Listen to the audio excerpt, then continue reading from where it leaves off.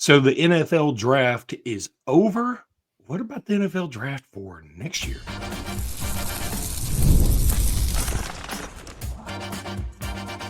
You are Locked On Bama, your daily podcast on the Alabama Crimson Tide. Part of the Locked On Podcast Network, your team every day. Hey, everybody. Welcome back into Locked On Bama, AHSA Radio Network's Luke Robinson. That's me. Alabama internet legend Jimmy Stein. That's him. This episode is brought to you by Amazon Fire TV Stick 4K. Yep. That's who it's brought to you by.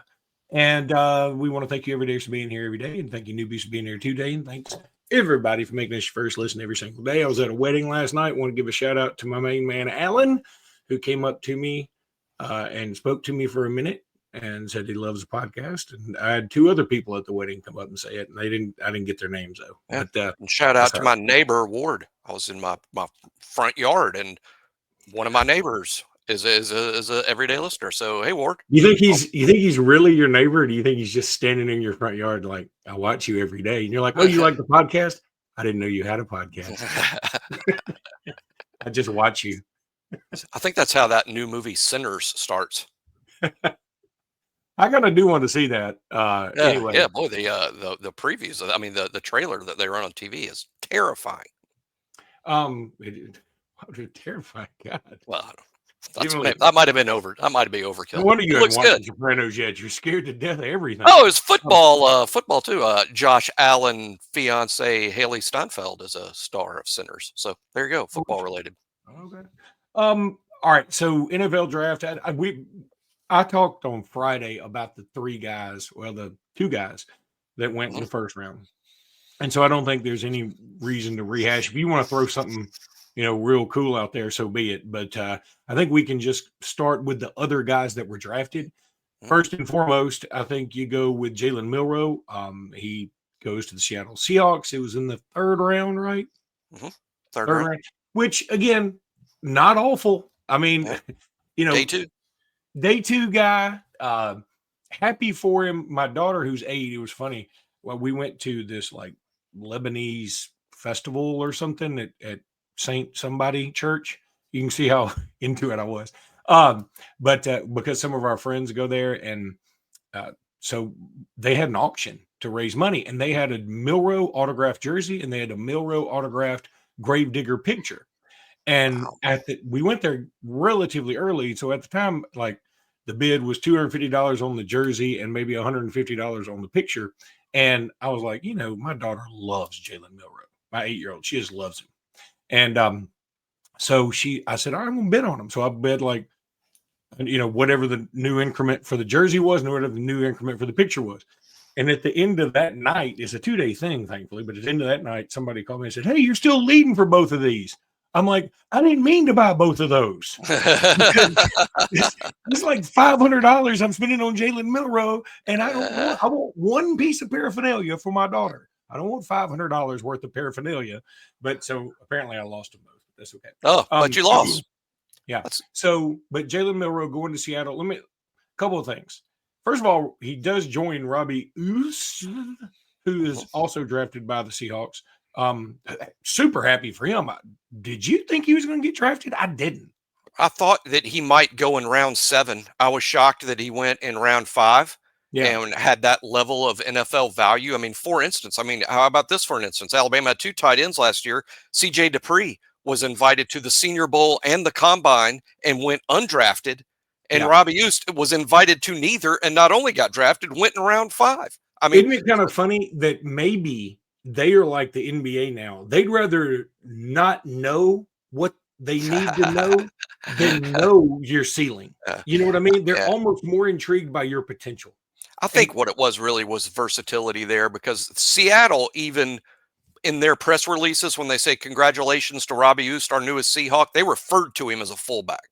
They didn't even refer to him as a tight end. I think the fact that they plan to play him at fullback and he'll be like that guy for the 49ers, I think is the main reason. And core special teams. Robbie Ouse was on every special teams at Alabama, so they see him as a special teams guy, a fullback. And how C.J. Dupree wasn't drafted, to me, is a bigger shock than anything that happened in this Alabama. I just don't get it. I mean, I thought CJ Dupree would go in round 5. I'm not saying he should have gone day 2. I mean, round 5 I thought was the sweet spot for CJ, who goes to the combine at 6'5", 250, which makes him perfect NFL size. He ran the 3rd fastest time of any tight end at 4.69. And then if you're like, oh, well, he must be, built like Tarzan, plays like Jane. Well, he bench pressed more than any tight end. So he was the strongest tight end and the 3rd fastest at the combine, undrafted. And we're like, well, he didn't catch many balls. He caught more balls for more yards than several tight ends that were drafted. Well, I don't get it at all. Well, and I think, are you penalizing him because Jalen Milroe was his quarterback? And again, let's circle back to Jalen Milroe. I mean, he wasn't great at picking out receivers who weren't named Ryan Williams, Jeremy Bernard, or whoever the running back in the flat was.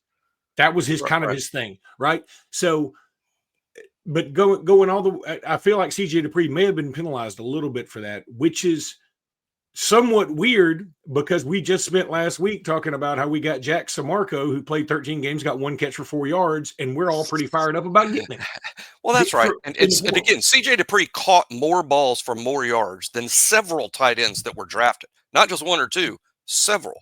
So he had, especially when you look over his career, had a pretty good amount of catches for yards. I don't get it. I suppose could it be something medical or in the interviews? I so doubt that though, because I've been around. So I interviewed him myself for BOL.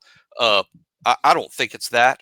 I think it could be something medical or just and to be honest, I mean, I project him as a 5th round pick, not a 2nd or 3rd round pick for a reason. He was a league average blocker for the position, a league average blocker.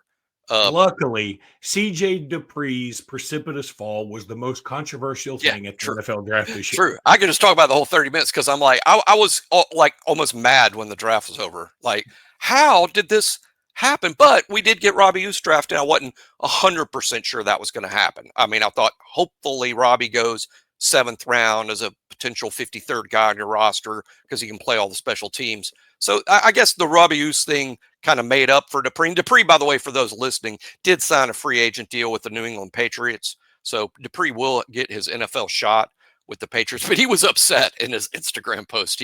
He expected to be drafted. Yeah, and boy, I was shocked how upset Mel Kiper was. He went days and days talking about CJ Dupree's precipitous fall. Wait a minute, that was somebody else.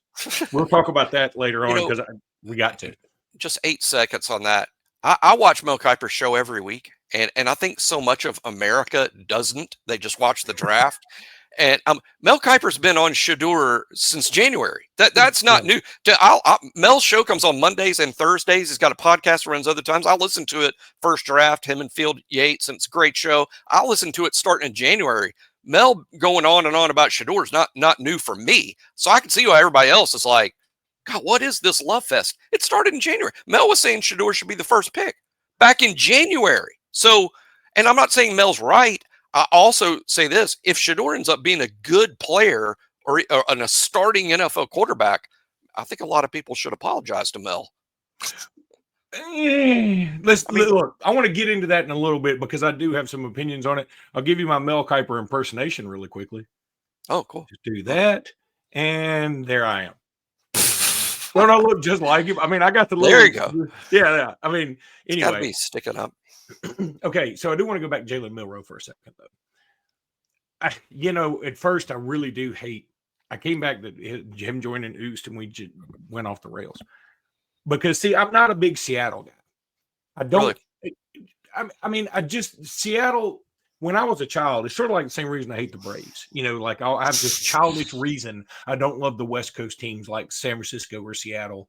Because whenever they had an Alabama player, back before there was an NFL ticket, I couldn't watch them because the late game was always some East Coast team and the early game was always the Falcons or like the Dolphins. So I couldn't, it was the biggest East Coast game. So I never got to see them. And also at the time, there weren't a ton of 49ers who had Bammers on their team. There weren't a ton of Seattle Seahawks that had Bammers. And so, I just didn't like those teams as much. I like teams that had Bammers. And they just never did. And in fact, it was to the point where I thought, they kept talking, the word collusion was thrown around a lot this weekend. I was like, are they colluding not to get Alabama players? Because there's none on the Rams, there's none on the Chargers, there's none on the Seahawks. There's none. There was a while we only had like 16 guys in the whole NFL. I know, but see, this is 8 to 12-year-old Luke thinking. Yeah. And, right. And I was thinking, why didn't everybody that's on Alabama's team in the pros? They were like, well, Luke, we only went 5-6 last year. I'm like, I don't care. 55-year-old Jimmy is very upset CJ Dupree wasn't going to be in the pros.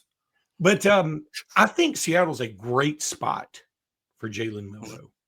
He needed, in my opinion, to get as far away from Tuscaloosa as he could. And not because Tuscaloosa hates him. Hear me out. I know what it sounds like when I first say that. But I think he can start afresh. I know it's a small world now. We can all everything. But I'm saying going to Seattle is essentially going to halfway around the world. It is such a different universe than Tuscaloosa, Alabama. And I think that he can go there and be his own thing again. And maybe he can restart. So I'm kind of happy for him. Also, I think they have Sam Darnold, but it's not like they have, in his prime, Brett Favre, Aaron Rodgers, or Lamar Jackson now, or Patrick Mahomes. It's not like now. He's behind somebody who's going to be there for 8 years and an all-pro. No, but he's behind somebody that he can learn from. Sam Darnold can teach you some things. Even Drew Lock, who's probably going to be their QB2. I mean, Drew Lock is, the Seahawks traded Sam Howell, which is great. That shows how excited they are about Milroe. They unclogged their depth chart by trading Sam Howell this week. So they drafted Milroe, unclogged the depth chart by trading Sam Howell. Now Milroe is a QB3, but a QB3 that's going to be on the roster because Mike McDonald's already come out and said, we're going to run packages for him right away. So they drafted him with the idea that here's a guy we're going to use in the games this fall. He's going to come in and be the quote running quarterback. And in terms of fit, here, the huge plus to me for fit is this. He's playing for a guy who drafted him to do that package, who coached Lamar Jackson. I mean, Mike McDonald and the offensive coordinator have spent time with Lamar Jackson. That's what they see in Jalen. Now, I've never liked that comp. Still don't like the comp, but I can see why. I mean, I can see the fit when they're like, we want a running quarterback that's like Lamar that's going to run some packages for us. Jalen Milroe is a home run in that regard. Now, my concern is that he won't be fully developed like he needs to be because they'll spend too much time on the quarterback sweep and not enough time on throwing the ball downfield, which is what Milroe needs to work on. So we'll see about that. But I love the fact that he was drafted specifically for a reason and to play right away in that vein, and that he's got experienced coaches who have worked with Lamar and sort of know what this is supposed to look like. FanDuel, they are as constant as Alabama inconsistent weather. I tried my best to come up with something, and that's what I came up with. The NBA playoffs, they're here right now. In fact, one team's already put the Grizzlies out. Moved on. They've moved on. And FanDuel is giving new customers an incredible way to get in on the action. Right now, when you join FanDuel and place your first $5 bet, you'll get $250 in bonus bets if that bet wins. I love how much FanDuel makes betting so easy. It's just awesome. Whether it's picking my favorite team or diving into player props, whatever you want to do, FanDuel's there to help you out. Don't miss out. Head to FanDuel.com and claim your $250 in bonus bets today.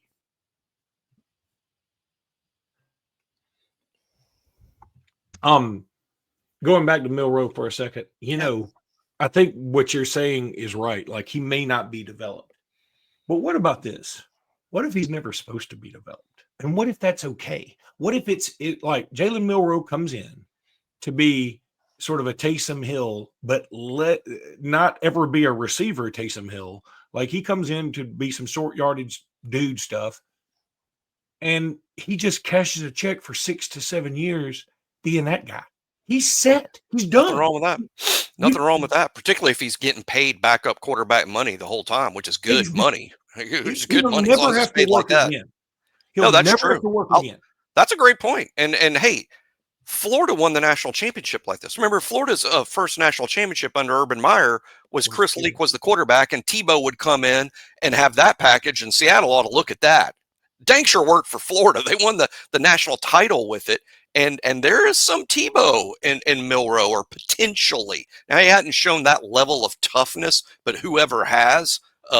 But I mean, I like this, and I didn't predict it going in, and shame on me for not. I kind of thought if he was going to be drafted as a backup, it would be the Rams or maybe the Lions. But I think the Seahawks were uniquely suited for him because of Mike McDonald and Kubiak's experience with Lamar. And I'm going to say this too, and then we'll move on from Jalen Milroe. The first time he breaks around the corner and he outruns an NFL cornerback, some NFL people are going to be like, I didn't know he could do that, regardless of what the tape has shown them. I know he's also going to throw an interception to an NFL cornerback, an NFL linebacker, maybe even a lineman. But he is going to absolutely toast a corner who's got the angle on him. I'm 100% convinced of that. And people are going to be like, whoa, we didn't know he had that. And I'm just telling you, he's going to have some of those moments. He's going to have some bad moments. Don't get me wrong. I'm just telling you, Jalen Milroe is going to do something that's going to impress some people. And the way Seattle would love to see this, and we would too as Milroe fans, is the first 8 snaps he takes in a game, he's doing the quarterback sweep or the RPO or some sort of off tackle thing, running the ball, does it 8 or 9 times in a row, and then the defense is like, Milroe's in, move everyone up.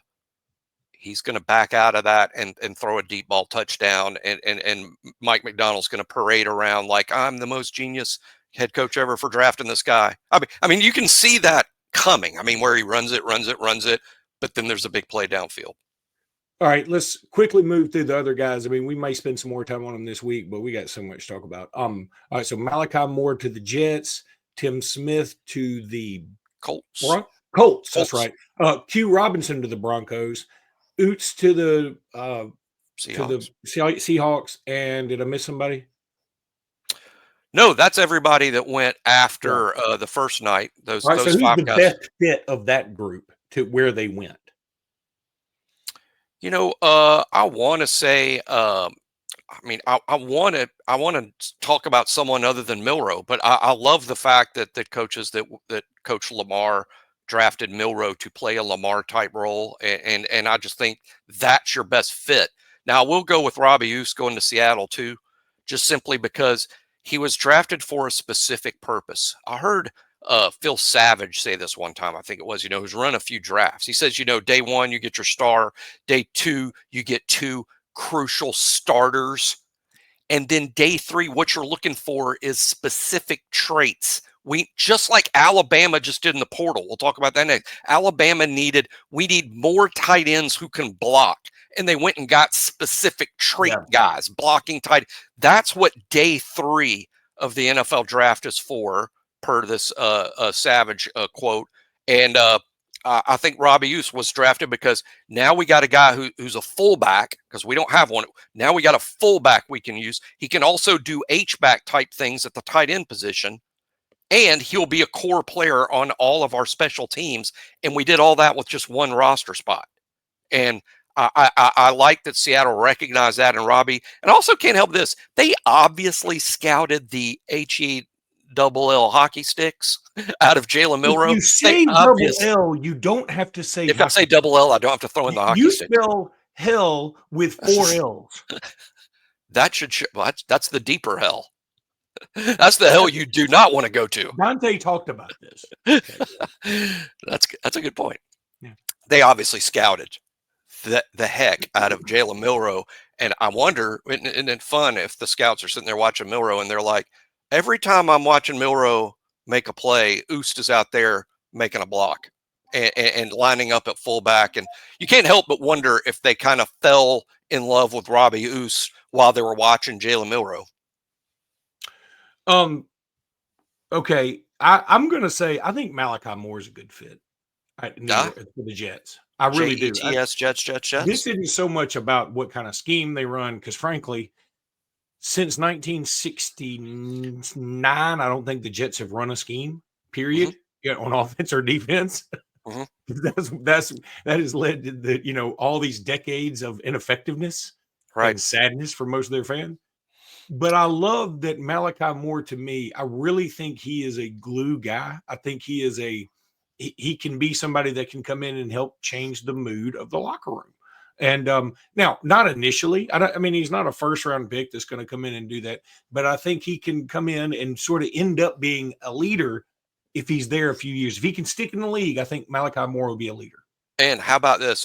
And that's a really good answer, and probably the answer I should have gone with, especially when you think about it from this angle. The same angle I was talking about, who's coaching Jalen? Who's the Jets' new head coach? Aaron Glenn. He's a DB. He's a DB guy. So now you got a DB head coach who recognizes something in Malachi Moore. And more specifically, I've always compared Malachi as a player in terms of, okay, who's he like? Don't take this too far. He's like Brian Branch. Now, Branch is better. I'm sitting here telling you, Branch is better. Brian Branch is better than Malachi. But Malachi is like Branch. He's a slot corner who's really physical at the line of scrimmage, who's good on the blitz, who's really good covering maybe tight ends and underneath routes, that's going to struggle a little bit on the back end. But if you line him up on the back end and play him at safety, he can make a lot of plays in front of him. That's exactly what Brian Branch does. And who coached Brian Branch in Detroit? Aaron Glenn. Yeah, and so I think Aaron Glenn also sees in Malachi, I just was kind of coaching this guy in Detroit. Here's a dude from the same program that reminds me of my star that I had back with the Lions. And I go back, I hate to keep doing this. I go back to Milroe. See, this is why I'm so glad Milroe didn't go somewhere like New York. Because the first time Milroe does one of those runs that I'm talking about for New York, everybody goes nuts. It's the first highlight on everything. And then the next week he throws a pick to a defensive lineman and everybody goes, they're off the train. But see, I think in Seattle, you can do that. And, it happens at like midnight in New York when it's noon over there.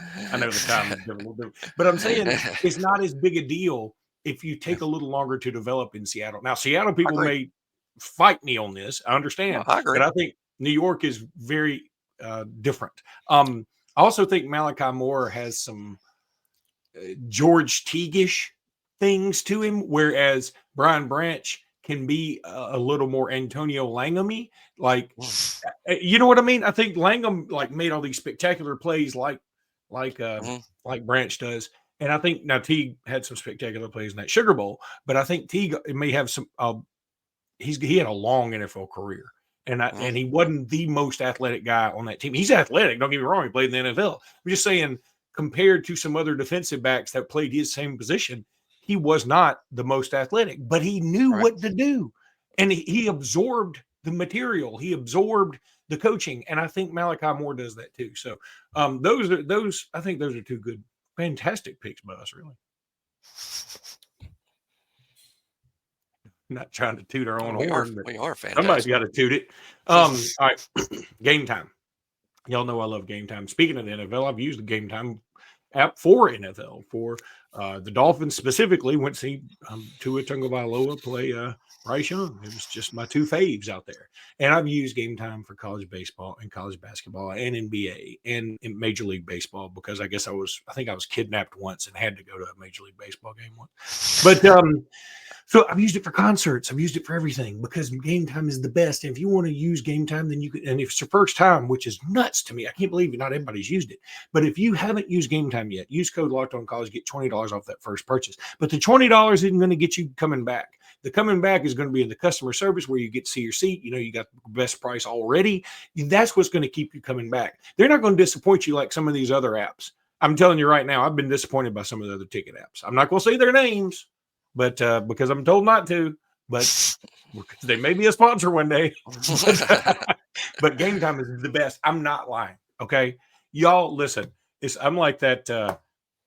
There was one time a dude on a stand, and the prosecuting attorney asked him, said, "Hey, did you do this?" And he goes, "I plead the fifth." He goes, "Did you do this?" He goes, "I plead the fifth." He said, "Well, I know you did this." He goes, "No, wait a minute, I didn't do that one." And so that's that's the way I am about lying. I swear I'm telling the truth this time. Game Time is the best. Go check out Game Time. Go check out this. Sometimes I get confused when moving up or down on my MacBook still. So anyway, that's my fault. All right.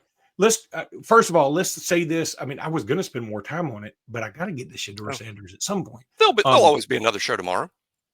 So let's just say no Portland for Alabama. What does that mean? I put it in the thing, and we on the thing on the side, whatever the list, the itinerary for today is. We'll talk about it more tomorrow because I do think it speaks volumes. It's huge. I think it's big. I mean, you're like, well, Luke, what if we? I just think it's good for cohesion. I really do. So we'll talk about that tomorrow.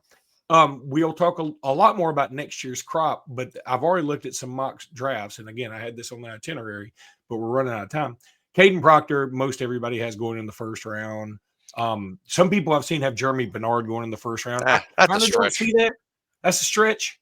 I mean, if you think about who were first round picks, I mean, Emeka Ibuka, he hasn't had Emeka Ibuka's career, and he's not Matthew Golden, and he's not that gigantic dude that the Panthers took at 8, that's 6'4". Oh, Trattoria McMillan. Yeah, T-Mac. I love that guy. I do too. But he's not that guy. He's not, and that's okay. I'm not taking a shot at him. I'm just saying, to this point in his career, Jeremy Bernard has not played like a first-round pick. No, now, I think he's a pro football player, yes. which I mean is a highest compliment almost possible. I think he's a pro football player, and I think he is going to get drafted. But first round, that's just rare air type stuff, and we just haven't seen that yet. Could we see it this fall? That would be amazing. I hope so. So we will talk about more about those as the week moves on, but we got to talk about Shadur Sanders because this is the biggest story in sports right now, honestly. And that's a testament to how big the draft is, right? I mean, Green Bay only has first of all, I couldn't believe Green Bay, Wisconsin has 100,000 people, but it does apparently. And they had like 130,000 that were at Lambeau Field. Extra. That's insanity. But anyway, the Shadur Sanders thing. Look, I didn't understand how people would have him going first. Mel Kiper apparently did. I didn't understand it because I was like, no, he just said Mel Kiper thought he should. Yeah, that he should. He didn't predict that he would. He predicted that he should, or he said that he should. I understand that. And I'm just saying I didn't understand that because I was like, well, I mean, he was 13-12 in his career. And while people will say, well, look at the line he played behind, that's fine. I would also say, look at the competition he played. It was not SEC-like. Then I would say he's also throwing to the Heisman Trophy winner, and he's also throwing to another receiver who's the son of a former NFL, I don't know about great, but NFL awesome. Is it awesome better than great? I say awesome's better than great. Okay, then he is an NFL great. So, he had targets. He had some, and everything in that offense was built around him. Again, I think Shadur Sanders is a good player. But the way Skip Bayless has reacted, the way Stephen A. Smith and specifically Mel Kiper have reacted about his drop and the conspiracy theories and the collusion and the NFL, if the NFL has taught us anything, it's that they don't care about much if they know you can play. If they know you can play, they'll forgive you for whatever. I mean, we've seen time and time, countless examples, all race, creeds, and colors. We've seen it all the way around the board, no matter your background, no matter anything. I mean, Deshaun Watson is still signed. I mean, he's still a Cleveland Brown right now. Like he's making a gazillion dollars. And I'm not saying Deshaun Watson is the worst person on earth. I'm just saying, they forgive most everything. The only time I've seen them really say we can't forgive that was Ray Rice. And you couldn't forgive that, but especially in that time. I mean, even now you couldn't forgive it. 40 years ago, they probably would have forgiven it. But I mean, which is unfortunate. But I'm saying Ray Rice was caught on film doing some pretty awful stuff to a female. You can't forgive that in any line of work, just about. So anyway, Shadur, the only thing that makes sense to me is some of the reports that we've seen about how bad his interviews were, how he took a FaceTime call in the middle of an interview, how he came off as being full of hubris, full of arrogance. It wasn't anything about anything else to me. Now, I know there's some people who may disagree with me, and we're not changing their minds. If you have formulated an opinion on why Shadur Sanders fell, you ain't changing your mind at this point. But again, I think the NFL has shown us time and time and time again, they don't care about what you wear. Travis Hunter went number 2. Everybody kept saying, well, it's because Shadur Sanders. Well, not everybody. Some people said it's because Shadur Sanders looks like a rapper. Travis Hunter looks a lot more like a rapper, dresses more like a rapper than Shadur Sanders does. And Travis Hunter is celebrated in Jacksonville. They have already thrown parades. They love this man because he is pretty awesome. But the thing I would say, Travis Hunter, as fantastic as he is, and I mean, like, he's above us all athletically, he seems more approachable to me. Now, does that matter to everybody? I don't know. It does to me a little bit. Like, I feel like I could go up to Travis Hunter and say, dude, I just think you're fabulous. Would you sign my jersey or whatever? And I think if I went up to Shadur Sanders, because I've seen him do this on film to some other places, like, I might not even make eye contact with him because that just doesn't seem the way he is. He is, and again, that's his personality. So be it. And if he's a good quarterback, Cleveland will forgive all that stuff. They'll be like, we don't care if you ever sign an autograph if you win football games. But he hasn't won football games really in college or the NFL yet. And so I think he's got to earn that right to be able to do that. Jimmy, tell me how wrong I am. No, I don't. I mean, everyone's going to have their take on it. It was the most widely taked upon thing of the weekend. It's fascinating to me. I think he was definitely drafted below his value as a player. And I think that's probably due to off the field stuff. I also think there's a little bit of Tebow syndrome here, which is where, Tebow was out of the league too fast based on the fact that he started games, won games, even started and won a playoff game. And like 2 years later was being told there's no place for you in this league. That's pretty ridiculous based on how bad some of the second and third team quarterbacks are. But what NFL teams did is they saw the circus it was when Tebow was on your team. And they're like, I don't want a circus because of our backup quarterback, our third team quarterback. We don't need to have global media covering every Tuesday practice because of our third team quarterback's presence. I think Shadur suffered from that a little bit. I think like, hey, I'll deal with him if he's the starter, fine. But as the backup, it's just going to be loud, and I don't want that here. And I think that's to some extent what happened. Let me also give Shadur credit. Okay, I won't give him credit for the way he acted a lot of times during the draft. Like when they kept showing the room he specially built for the draft. I don't think there's anything wrong with that. We've seen people do stuff like that before.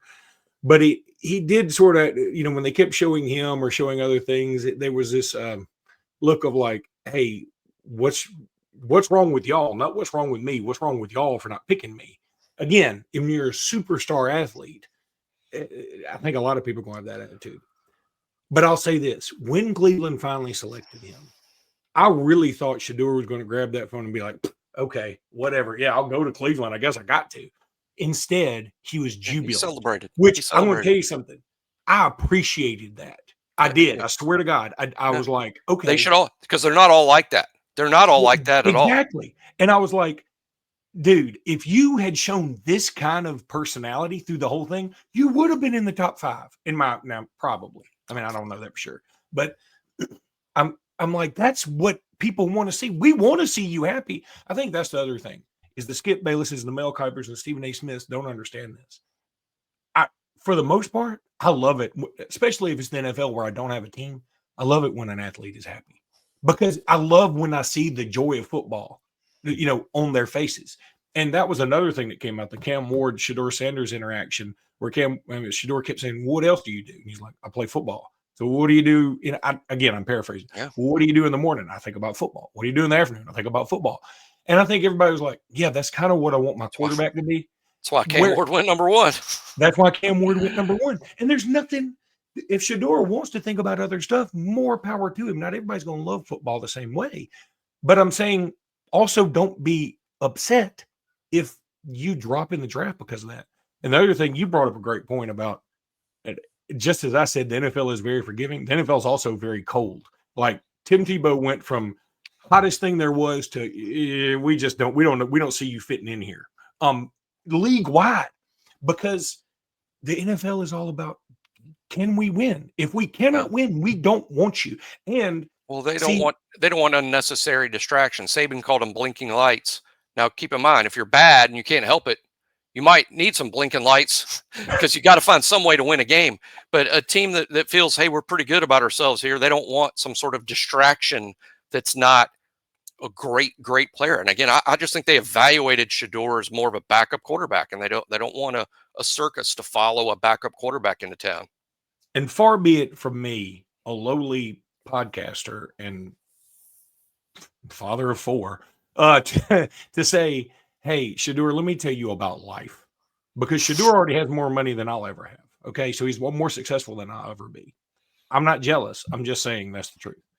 But I do hope that Shadur looks at this and goes, you know, people seemed to like it when I was genuinely happy and acted like, hey, I can't wait to get to Cleveland. Even though, by the way, that's Twitter's the worst. Somebody found an old Dion tweet from like 2018 where he said something about nobody should ever go to Cleveland for any reason or something. I was 7 years old. Yeah, it's 7 years old. But if Shadur can use this, like that moment where he was dancing, he went and jumped in the pool. He was so excited. I just thought that was so cool. And I was like, this is the beginning of your comeback story if you play your cards right. I'm all for great stories. When I was nothing to do with Alabama, I hope Shadur wins a starting job. I hope he does. I hope he wins a starting job, because I think that would be a great story, and I think that would be something fun. Let's also face it. A lot of people wanted him to fall because they don't like Deion Sanders and de facto don't like Shedeur. I'm not that way. Deion was cocky, and when I was younger, I probably wasn't as big a fan because at the time, being that cocky was like just really frowned upon. But now, I'm still not. Maybe that cocky's a little bit crazy, but I get it. Now that I look back at old Deion tape, I'm like, oh, I get it. He's Deion. If prime Deion would be the best cornerback in the league today. Yeah, he's the best of all time. He backed one thing about Deion was loud, but he backed every inch of it up. Every bit of it. For those too young, he's the best cornerback I've ever seen play football.